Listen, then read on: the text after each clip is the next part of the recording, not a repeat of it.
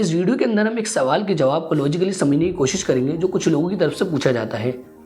पहले आप इस वीडियो को देखिए, फिर हम शुरू करते हैं।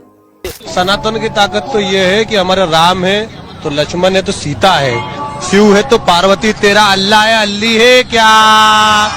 इस वीडियो के अंदर ये बंदा अल्लाह के रिश्तेदार के बारे में सवाल कर रहा है कि अल्लाह के रिश्तेदार क्यों नहीं है। अब इस पर कुछ लोग इसको बुरा भला कहेंगे, इसे गाली बकेंगे या फिर इनके भगवान को ही बुरा भला कहना शुरू कर देंगे। लेकिन मुझे इस बंदे पर अफसोस हो रहा है कि इसे अपने ईश्वर के बारे में ही मालूम नहीं है कि ईश्वर कैसा होना चाहिए, वो कैसा होता है। और हर उस इंसान को जो अल्लाह में, ईश्वर में, भगवान में बिलीव करता है, उसे ये बात जाननी चाहिए कि अल्लाह भगवान ईश्वर होता कैसा है। इस सवाल को हम बाद में डिस्कस करेंगे कि अल्लाह भगवान ईश्वर गॉड होता कैसा है। सबसे पहले हम इस सवाल के जवाब को जानने की कोशिश करते हैं कि अल्लाह के रिश्तेदार क्यों नहीं है। देखिए, अगर हम गौर करें, रिश्तेदारी उन्हें कमज़ोरी है।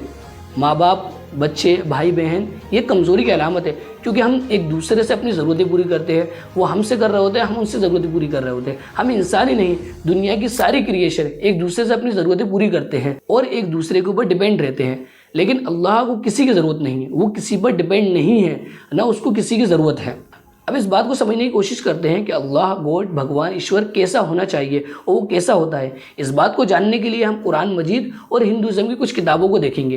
कुरान मजीद के अंदर आता है कुल हुवल्लाहु अहद, यानी कह दो कि अल्लाह एक है, ईश्वर एक है, गॉड एक है। इसका मतलब ये है कि दूसरा कोई भी नहीं है। और इसी तरीके से अगर हम हिंदुज़म की किताबों में देखें, उपनिषद के अंदर है एकम विदित्यम, यानी ईश्वर एक है, दूसरा नहीं है, बिल्कुल भी नहीं है। और आगे आता है अल्लाहु समद, उसे किसी की ज़रूरत नहीं है, वो बेनियाज है, अल्लाह को किसी की ज़रूरत नहीं है। लम यलिद वलम यूलद, ना उसके कोई माँ बाप हैं, ना उसकी कोई औलाद है। और इसी तरीके से हिंदुज़म की एक किताब उपनिषद के अंदर भी आता है कि ईश्वर की, अल्लाह की, गॉड की कोई माँ बाप नहीं है, कोई औलाद नहीं है, वो तन्हा है, अकेला है।